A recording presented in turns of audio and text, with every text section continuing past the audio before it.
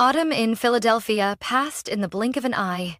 Crimson leaves covered the sidewalks, cold wind slipped through the quiet streets, and I, Grace Miller, had just finished a 12-hour night shift at the Riverside Hospital Emergency Department. The wall clock read 6 a.m. I filed my final patient report and quietly headed to the locker room where my shoes, soaked from the previous night's rain, were waiting. "Grace, you doing okay?" called Laura, the head nurse, as I stepped out the door. I forced a smile, lips dry. "As long as I make it to bed, I'll survive. Got any plans this weekend? Staying in or heading out?" I shook my head. "My mom and sister are on vacation in Florida. I've got a mountain of laundry waiting." Laura sighed. "Again, Grace, do you ever actually rest?" I stayed quiet. Words were useless. In my house, I was the one who carried everything: dinners, bills, cleaning. No one asked me to, but if I didn't do it, no one else would care. The bus ride back to my worn-down apartment in West Oak Lane was freezing and nearly empty. I leaned my head against the window, watching traffic build on the opposite side. My one-bedroom place wasn't much, but it was always clean. I liked keeping things in order.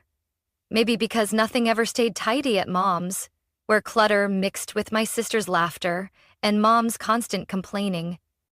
On my fridge door, I still kept a few old postcards from my dad. Robert Miller, CEO of a trading firm. He'd traveled year-round, Tokyo, Berlin, and most recently Vancouver. But he always sent a few lines, asking about my job, my health, my dreams. When I dropped out of business school to become a nurse, he was the only one who supported me. Mom just sighed and called it a mediocre profession. The phone rang while I was pouring coffee. It was Mom. "Grace, don't forget we've got dinner at the house tomorrow at 6. Claire's boyfriend is coming. I want everything clean and the food perfect." I looked up at the ceiling as if hoping the universe would send down some patience. "Aren't you in Florida?" Yeah, but Claire and I are flying back tomorrow morning. I booked the flights last minute. His schedule just worked out. You'll handle everything, okay? Just make the dishes Claire likes." I gripped my coffee cup tighter. "All right. I'll take care of it. It's Grace. I can always count on you. You're grown now and a nurse. None of this should be a big deal." She hung up like she'd just given instructions to an assistant. Claire, my younger sister, had just completed an interior design certification. Pretty, polished, and always the center of attention. In Mom's eyes, Claire was the golden child. And me?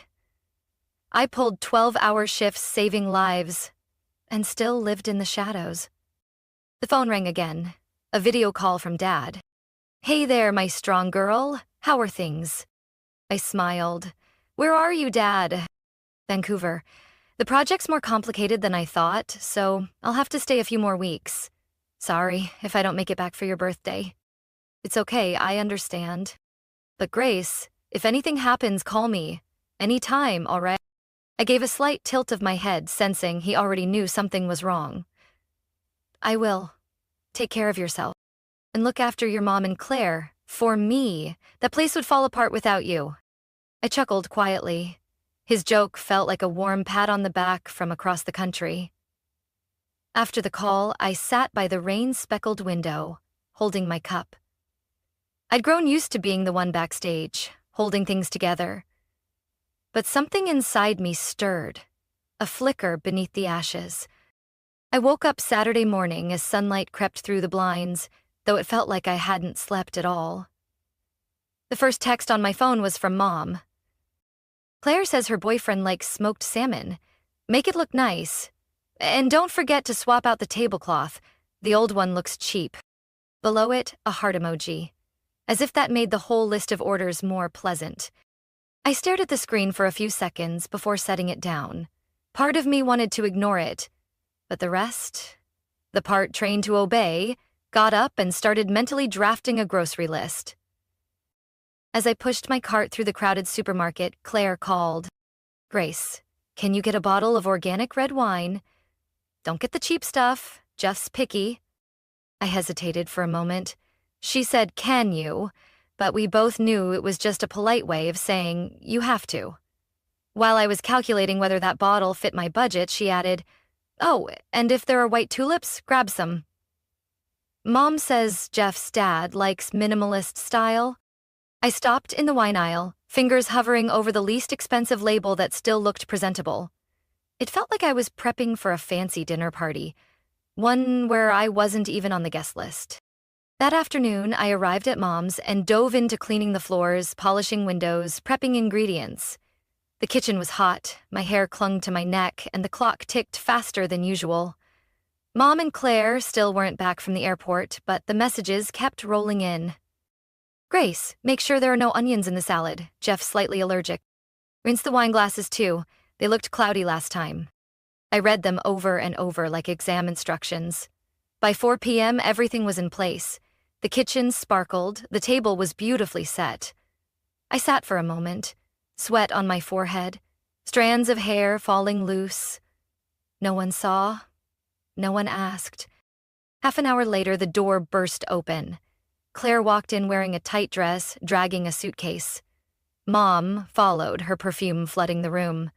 Neither said thanks for setting this up or it looks great. Mom just scanned the table and said, "Well, acceptable. But what's with the napkin folds? They look sloppy." Claire peered into the salad bowl and frowned. "Wait, no risotto?" Jeff said he was craving it. I looked at her, keeping my voice even. "You didn't say I had to make that." Claire pouted and turned to Mom. "She always has to do things her way." I swallowed my response, like I had so many times before. I just listened as Mom replied, "Grace, Claire is still building her future. You're already stable. Helping out a little isn't a big deal, is it?" Stable. That's what they always said about me, as if having a job and a steady income meant I was automatically responsible for carrying the rest of their lives. Dinner ended a little after 8 p.m. Jeff left. Claire saw him to the gate with an exaggerated smile. Mom sat on the sofa, scrolling on her phone with her legs crossed. I quietly cleared the table, washed the messy stack of dishes while listening to their cheerful chatter behind me. As I placed the last glass on the rack, my hand slid across a chipped edge. It sliced my finger. A thin trail of blood ran down into the sink. I stood still, the cool sting on my hand somehow clearer than the tangled mess in my head. Behind me, Mom's voice called out, "Don't forget to wipe the window glass tomorrow, sweetie. There's a smudge." It looks tacky. I didn't bother answering. I just rinsed the blood off in silence, applied a bandage, and quietly walked upstairs to my old room. I didn't turn on the light. I sat down on the edge of the bed, leaning against the wall. The light from the hallway spilled in just enough to show my tightly clenched hand. I wasn't waiting for anyone to ask if I was okay. The only thing I longed for was a quiet place, somewhere kindness wasn't drained in the name of family. That Sunday, Philadelphia was drenched in an unannounced rain. It poured from morning to night, each drop hitting the pavement like a quiet warning. I picked up a surprise night shift after a coworker's child came down with a fever. I was tired, truly, but I still said yes. At the hospital, at least, I felt like I mattered. Close to 7 a.m., I left Riverside Hospital. The streets were wet, red traffic lights smeared in the rain. I wrapped my scarf tighter, pulled my coat up to my chin, and just hoped for a deep sleep when I got home. But as I crossed Broad Street, just 4 blocks from my house, the headlights from a truck to my left suddenly cut across. The screech of brakes. The crash felt like the sky falling. And then, darkness.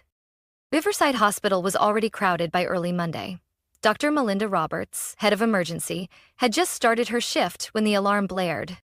Female, 28, multiple trauma, victim of traffic collision, deep coma. When the gurney rolled in, a nurse gasped, horrified. "It's Grace, Nurse Grace Miller." My face was swollen and bruised, blood streaming from my forehead to my cheek. clothes caked with mud, shards of windshield glass embedded in my shoulder and arm. A staff file was pulled in a rush, and the emergency contact was found. Madeline Miller, mother. Call her now, Dr. Roberts ordered. The phone rang several times before a tired, distracted voice answered. Hello, this is Madeline Miller. I'm calling from Riverside Hospital. Your daughter Grace was in a serious accident and is currently in emergency care. There was an abnormal silence. Why are you calling at this hour? Madeleine said irritably.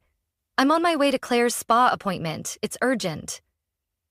Tell Grace she's an adult. I'm sure she can handle it. Ma'am, Grace is in a coma with internal bleeding and multiple severe injuries. We need a family member here immediately. How inconvenient, came a long sigh. I can't cancel this morning's plans.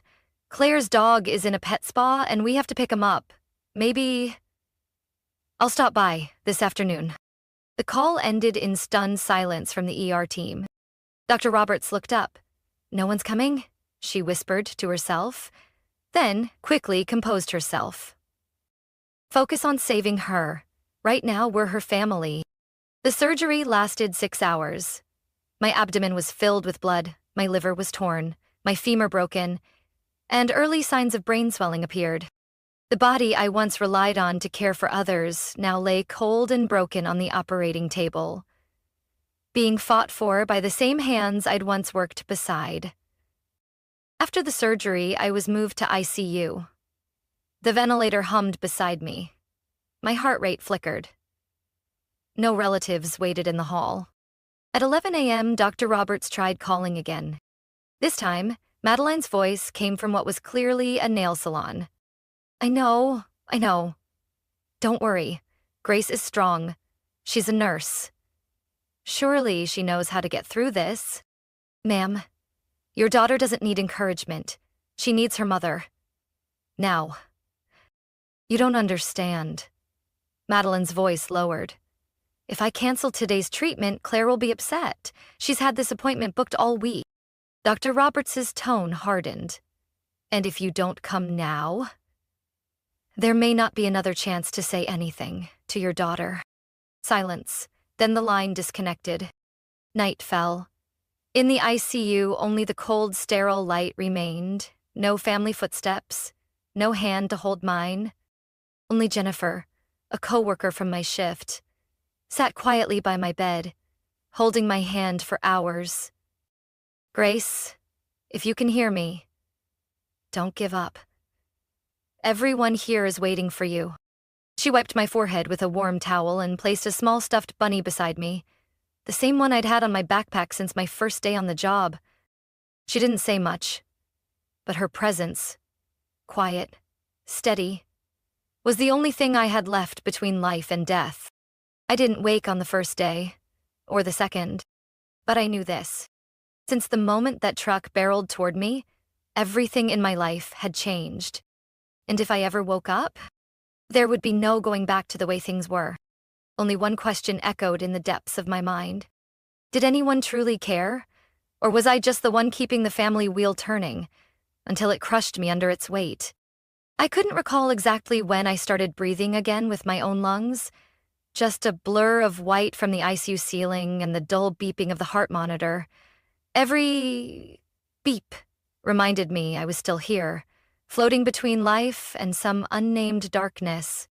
The first day passed. Not a single family member came. The second day, still no one. Meanwhile, Jennifer, an old coworker, had practically moved into the ICU. She used every break between shifts to sit beside me, sometimes just to gently smooth my hand or pull the blanket back over my shoulder. Dr. Roberts stopped by occasionally, not only to check my vitals, but to whisper with a fragile hope. Grace, if you can hear me, try to move your finger, okay? I couldn't move, but I could hear them, the worried voices, the soft, pleading words telling me not to give up. On the morning of the third day, the hospital's social worker tried calling my mother again. Madeline. The response was exactly the same as the day before. I think Grace is fine. You nurses always act like someone's dying just to call the family.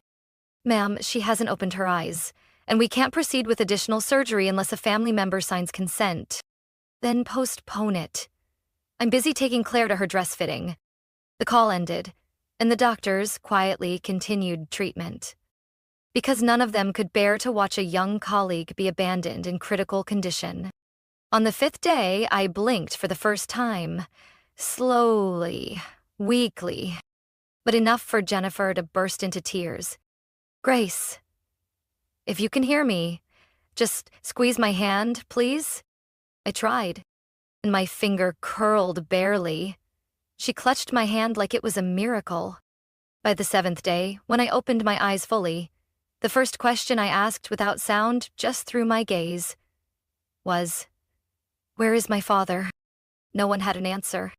Jennifer said my dad, Robert Miller, still hadn't reached out. His number wasn't listed as an emergency contact. Only my mother's and Claire's. "You didn't list your dad in the file," Jennifer frowned. "When I tried looking him up, the only thing I found was the company address in Vancouver, but when you're fully awake, we'll find him." I nodded, barely, but inside something cracked. My father, the one who used to call me every week, hadn't made a single attempt to reach me while I was trapped between life and death? Unbelievable. On the morning of the 8th day, my mom and Claire showed up unannounced.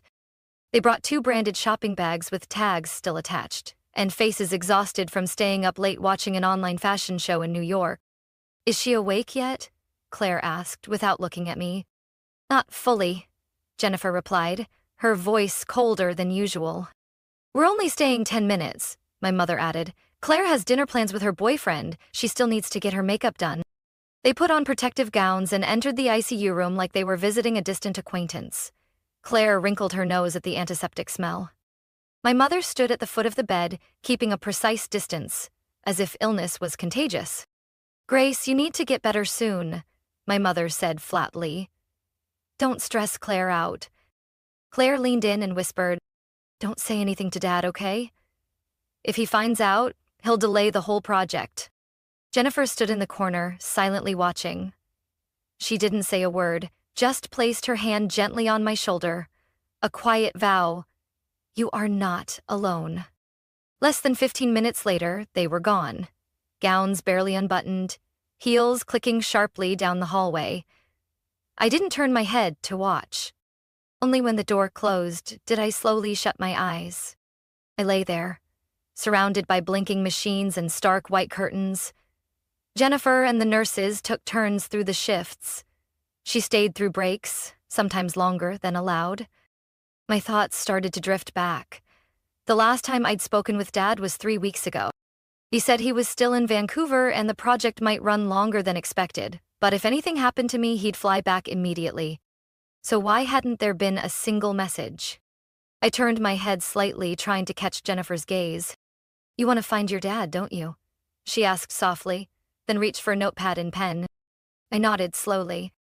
Every movement felt heavy, like my body still couldn't accept the fact that my father hadn't come. Jennifer placed the pen in my hand. I strained, then wrote, "Call my father's company." "Okay, I'll try." "Everything?" It took Jennifer nearly half a day to track down the email of the executive assistant at the company where my dad, Robert Miller, worked. Her name was Lorraine. She sounded polished on the phone. But when Jennifer said my name, there was a pause. "Grace Miller." "She's Mr. Miller's daughter?" Then she fell silent. "I'm sorry. I thought he already knew." "He doesn't know anything," Jennifer replied. "And Grace just survived a major accident. If he hasn't been informed, then who blocked it?" Lorraine didn't answer right away, but less than 2 hours later, the ICU phone rang. It was a call from Vancouver. My father's voice came through, panicked, hoarse. "Jennifer? How's Grace?" "They said she had an accident." "Why didn't anyone call me?" Jennifer held the phone close to my ear. I couldn't speak, but just hearing my dad's voice made the tears come uncontrollably. That night, once the doctors confirmed I was alert enough to leave the ICU, Jennifer handed me a temporary cell phone. My father called almost immediately. Grace, I'm so sorry. I had no idea. Your mother only said you had a mild flu and had to take time off work. If I had known... I gripped the phone tightly, my voice barely a whisper. Where are you right now? I'm still in the US, sweetheart. Chicago. The Vancouver project ended over 2 weeks ago. I'm just consulting remotely now. Waiting to fly back to Philadelphia next week. My throat tightened. So my mother had lied. Not just a harmless omission, but deliberate concealment? And for what reason? I requested early discharge, with the condition that medical staff would be on standby. Jennifer offered to care for me at her own home. I refused to go back to my mother's house. On the third night after discharge, I asked Jennifer to take me back to the old house. I said I forgot some paperwork, but deep down, I had a strange gut feeling that I needed to return, not to ask questions, but to listen. I arrived around 8:30 p.m. The lights on the ground floor were still on. I used my old key. My mother never changed it, and slipped in through the back door, quietly, like an uninvited guest. I didn't turn on the lights or speak. I just moved slowly toward the living room. Voices carried clearly. My mother, Madeline, and a man. You need to be careful. Robert still doesn't know. If he starts suspecting us, it's over. You've been lying for over 15 years. What are you so worried about? The man's voice belonged to Joseph, an old family friend, once my father's co-worker. I stood behind the doorframe, my heart pounding so loud it felt audible through my skin. My mother went on. I told Robert Grace had the flu, and that girl is too obedient to question it.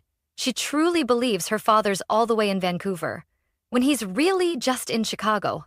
What about Claire? Joseph asked. He's clueless, bless her heart, but we still have to keep things quiet. Especially about her biological father. I nearly stopped breathing. Something inside me tore. A deep, cold gash. Robert isn't Claire's father, my mother continued. You know that. But if he finds out, everything will fall apart. Inside, wine glasses clinked together. Outside, my heart splintered. I couldn't listen any longer. My hands trembling, I pulled out my phone and hit record, capturing the last part of the conversation. I needed proof, not just for me, but for Dad. I left that house without anyone noticing, but from that moment I knew. Everything I once called family had been one long, exhausting performance. It took me nearly 2 days to pull everything together. First, the audio recording. My mother and Joseph's conversation that night. Their voices were crystal clear. Every word cut through the illusion of family they'd built for decades. Next, the emails. Jennifer helped me recover a string of messages sent from my mother's personal account to a hidden address she used for Joseph. The emails didn't just confirm a 20-year affair. They exposed her fear of being discovered by Robert, my father. One of them read, "Don't worry, Robert still thinks Claire is his biological daughter. If the truth comes out, you know who'll lose everything." Finally, I quietly asked Jennifer to help me reach out to a private lab in Boston. She assisted me in collecting an old hair strand from Claire, left on a brush in the bathroom, and a cotton pad my dad had used the last time he visited months ago. The DNA results came back in 3 days, with one cold, bold sentence. Paternity probability, 0%. I stared at that sentence for a long time. What I felt wasn't shock, but confirmation. That gut instinct I'd had since childhood, when my father quietly supported me with unshakable trust, and my mother snapped any time I tried to share anything with him, had never been wrong. That evening, I placed everything into a large envelope. A copy of the audio file, the email evidence, the PDF of the DNA results, and a handwritten letter.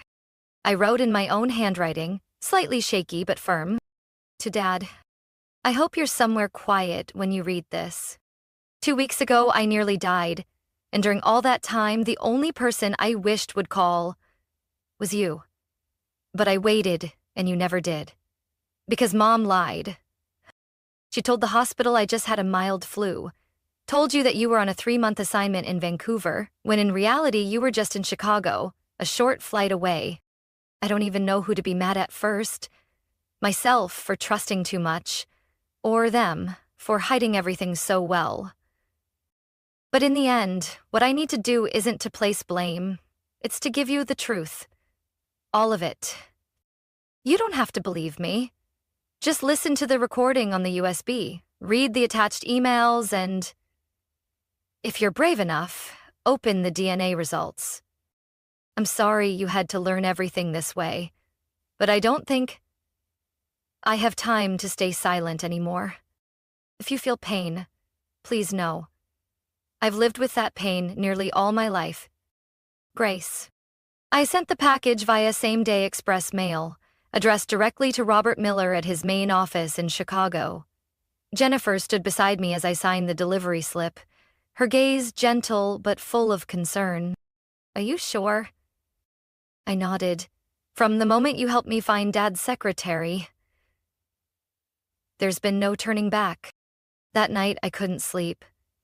I kept thinking about my graduation day. When Mom left halfway through for Claire's design school fashion show, when Dad stayed behind, taking photos with me all the way to the end, even though he had an early flight the next morning. I thought about every holiday, every postcard he sent, while Mom always said he's just putting on a show. I believed her. I believed Claire. I believed in what we called a family. And now, I don't believe in any of them anymore. I just hope my father believes in me. Robert Miller received the package late Tuesday afternoon at his temporary downtown Chicago office. At first, he thought it was a file from an East Coast partner, but when he saw the familiar handwriting on the sender line, Grace, M., his hand froze on the envelope. A wave of unease washed over him. The first line of the letter tightened his chest. I nearly died 2 weeks ago. He read each line slowly, as if reading too fast might make him miss something vital. The farther he read, the more his hands trembled, until the USB slipped from his fingers without him noticing. Audio. Emails. DNA results. Grace's full letter. Part confession, part apology, but both sides cut so deeply, he couldn't breathe through a full inhale. Now he felt like the last one to realize he'd been deceived by the woman who once shared his bed. Close to midnight, he booked the earliest flight back to Philadelphia. 24 hours later, a taxi stopped in front of Riverside Hospital. My father stepped out in a dark suit, carrying no luggage, only a leather briefcase and the look of a man who would accept no more lies. The front desk confirmed that Grace had been discharged and was currently staying at a private residence under the care of a coworker named Jennifer Foster. "She's awake?" he asked, his voice low and hoarse. "Yes, sir. She's recovering faster than expected, but you should know, she didn't want to return to her old home." Robert bowed his head in thanks. He saved Jennifer's address in his phone, but didn't head there just yet. Before seeing his daughter, he had one stop left to make. The place he'd believed was home for 28 years. The house sat peacefully on a tree-lined street. Autumn leaves covered the front steps. The white door opened before Robert even rang the bell. "Robert?" Madeline blinked, startled, still holding a crystal glass of juice. "Why are you back early? I thought you were in Chicago until the weekend." "I changed my flight after reading Grace's letter," he replied. "I want an explanation." Madeline froze. Claire, sitting on the living room floor with her laptop, scrambled to her feet. "What's going on, Mom?" Robert stepped inside, scanning the familiar room like he was tracing every crack in a crumbling wall. He pulled an envelope from his briefcase and set it on the table. "Inside is everything I need. The recording of you and Joseph, the emails, and Claire's DNA results." Claire staggered as if someone had shoved her hard from behind. "What?" "Claire," He turned to the girl he'd raised as his own. I don't blame you. None of this is your fault. But I have a right to know. Madeline could no longer hold herself together. She set the glass down, but her hands trembled. Robert, I meant to tell you, What? He cut her off. Wait another 28 years? Or until I die before you finally tell the truth? Claire choked out. You're not my dad? Robert looked at her, his eyes full of sorrow more than anger. No. And I'm sorry you had to find out like this. He turned to Madeline. But what I can't forgive is that when my daughter, the only one in this house who doesn't carry a lie in her blood, nearly died, you never showed up. Not once. And you kept it from me. Eyes, Robert. She collapsed into the chair. I was wrong. It wasn't just wrong. You destroyed an entire family. He opened his briefcase and pulled out a stack of papers. This is the divorce petition. I've already signed it. My lawyer will contact you on Monday. You're just going to abandon me and our daughter? She screamed. Robert, I have nothing without this house. That was your choice. As for me, I choose to protect Grace. He glanced at Claire one last time, his voice softening. If you ever need help, call me. He turned and walked toward the door. A strong gust of wind sent dry leaves swirling across the porch. The door shut behind him. For the first time, without regret. 2 weeks after my father left the old house, my mother and Claire were officially ordered to vacate the property under a temporary court ruling. They packed their things in silence, avoiding the eyes of neighbors who once praised our family as the model of the neighborhood. Just days later, Joseph Baker, the man whose name my mother used to mention in sweet tones behind my father's back, suddenly disappeared from Philadelphia. No letter, no explanation, just one message, sent to my mother. My wife found out everything. Don't contact me again. The luxury apartment where they used to secretly meet was returned. The bank account my mother used to receive support from Joseph was frozen due to a divorce suit filed by his wife. Madeline, who once prided herself on not needing anyone's protection, now had to look for a job for the first time in nearly 30 years of being a housewife. An old acquaintance referred her to a high-end boutique downtown, where she worked as a sales assistant and style advisor for wealthy women, the same type she used to dine with as a guest. The salary wasn't bad, but nowhere near enough to maintain her old lifestyle. A small 2-bedroom apartment on the outskirts was all she and Claire could manage after my father cut off all financial support. As for Claire, she took the DNA test results to confront Joseph, hoping for a meeting, a single word of acknowledgement. But he just looked at her and took a step back. Don't call me father, he said. You're the result of a mistake. I don't need a reminder. Claire stood frozen. For the first time in her life, the girl who was once pampered and praised was treated like a stain no one wanted to remember. When she returned to the cramped apartment, she threw the envelope of test results onto the table and screamed at my mother. Why did you hide it from me? Why did you push me this far? Madeline didn't answer. She just leaned against the chair, staring out the window. Under the eyes of someone who had lost everything, Claire was no longer a princess, but a reflection of a past mistake that couldn't be erased. I didn't hear these things from them, but from a former employee at the boutique where my mother worked. She was a friend of a patient I cared for at the hospital. The news didn't come to me as sweet revenge, but as a reminder that consequences, however delayed, always arrive. I never wished them suffering, but I'm no longer afraid of the truth. I chose to live with it, even if it cost me half my childhood. 2 months after everything, I moved in with Dad to a small apartment in West Boston, near Charles Gate Park and less than a 10-minute drive from the hospital. The apartment wasn't fancy like the old house, but every corner was lovingly arranged by his own hands. We repainted the walls cream, hung old photos that Mom had hidden away, and set up a bookshelf just for me, something no one in the old house ever cared about beyond my nursing degree. Dad officially turned down an executive position in the Chicago branch to take an internal advisor role at the Boston headquarters. He told me, without hesitation, jobs can change. A daughter doesn't. On our first night in the new apartment, I brought out bowls of soup.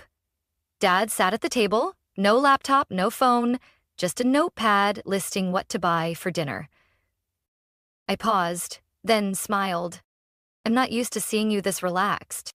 Well, I'm learning from scratch, he replied. Being a father isn't just about wiring money on time. I didn't say anything, just placed the best part of the soup in front of him. Jennifer still dropped by every weekend, bringing homemade waffles and endless hospital stories. Soon, other coworkers started coming too. Daniel, the no-nonsense anesthesiologist who secretly loved jazz. Liz, the senior nurse who once tore me to shreds my first year, now brought fresh flowers every visit. The tiny apartment was always full of laughter.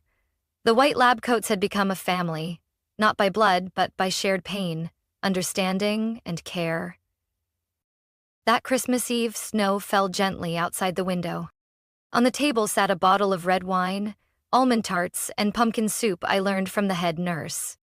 Dad wore a dark blue knit sweater, standing in the middle of the room, raising his glass. Everyone fell quiet. I once thought I had a family, he said slowly, until I nearly lost the one person who truly was my family. Thank you all for standing by Grace when I couldn't. And thank you, my daughter, for teaching me this. Family isn't about blood. It's about truth. He raised his glass. To a real family. It's a real family, I echoed. Before the night ended, I went downstairs to check the mailbox. Amidst bills and New Year postcards was an envelope with no return address. Just my name in a familiar slanted script. I didn't need to open it to know who sent it. I brought it back to the apartment, laid it gently on the kitchen counter, stared at it for a few seconds, then quietly dropped it in the trash. Because I no longer belonged to that world. Dad saw me do it, but didn't ask. He just said, "Tomorrow, I'm thinking of adding another shelf. Want to save a spot for photos with your friends?" I smiled. No shelf needed. I just want one small corner, to hang one frame of the people who chose to stay.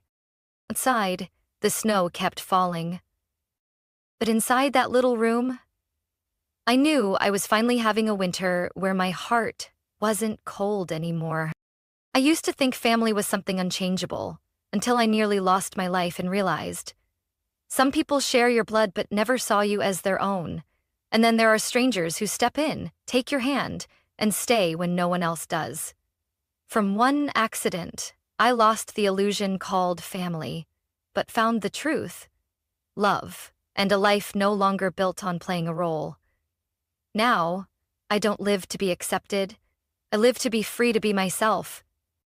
What do you think about Grace's choice and the cost of a false family? Share your thoughts below. And don't forget to follow the channel for more emotional, honest, and meaningful stories about life and family.